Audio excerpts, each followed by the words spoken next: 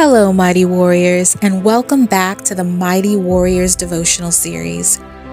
Today's message is entitled, Beware of the Balaams, and comes from Numbers 24. The story of Balaam and Balak in Numbers 24 is a distressing one. Here is a man who was able to discern God and understood his power. But when asked by one of Israel's enemies, Balak, to bring calamity upon them, Balaam acts against God's will and devises a scheme against them. 3 times Balaam tries and fails to curse Israel. God causes Balaam to bless them instead. He finds out very quickly that you cannot curse what God has blessed. But Balaam persists in acting outside the will of God. He devises a scheme with Balak to throw a party where Israel is tricked into attending and is sucked into idol worship and sexual immorality. As a result, they bring calamity upon themselves, and 24,000 of them die as a result. The scriptures say that Balaam does all of this for one main motivation: money and honor. It is important that we understand that for some, the desire for fame, money, material possessions is beyond the scope of reason. It is incredibly difficult for them to resist, even though they know they are playing with fire by acting outside the will of God. Yet, it is these very lusts and desires that the enemy repeatedly uses to get men and women to compromise their faith, their lives, and their work for God. The lust of the eyes, the lust of the flesh, and pride of life.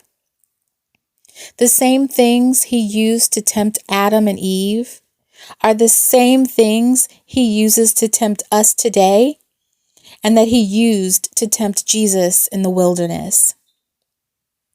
He wanted to see if Jesus would succumb to these very temptations, if he would listen to himself or instead only obey and do the will of God. The story of Balaam and Balak shows how there are people in this world who know God, understand his power, his sovereignty, his reign above all creation. They have knowledge of the Most High God. They see visions from the Almighty. They can speak about him with authority. But still, they make a decision to use their spiritual discernment for evil. They plot for financial gain. And sure, some know not what they do, but some are completely aware, and their eyes are wide open. These are the most dangerous kind. In short, they know the things of God and what they ought not do, but they do it anyway. They make a choice to scheme and maneuver around the will of God, as if he cannot see all they do. They have made a choice to sacrifice God's people for their own material gain. Like Balaam, they are wicked and available to the highest bidder. He offered them a form of hospitality, and that hospitality caused them to bring a curse upon themselves. 24,000 Israelites died because of the greed of one man who knew the power of God. Sometimes your enemy looks like your friend. Many times in the Bible, God shows us the weakness of humanity, how we humans, no matter how good, all have a level of selfishness in us. Time and time again, even wise men like Solomon, men after God's own heart like David, find it difficult to resist pleasures, temptations, desires of the eyes and of the flesh. Only Jesus could do it. Only He could do what sinful man could not. This is the only man that ever truly passed the test.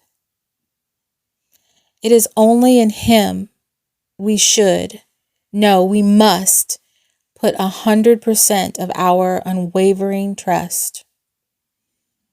We are so blessed that God sent us a Savior to do what so many others could not do.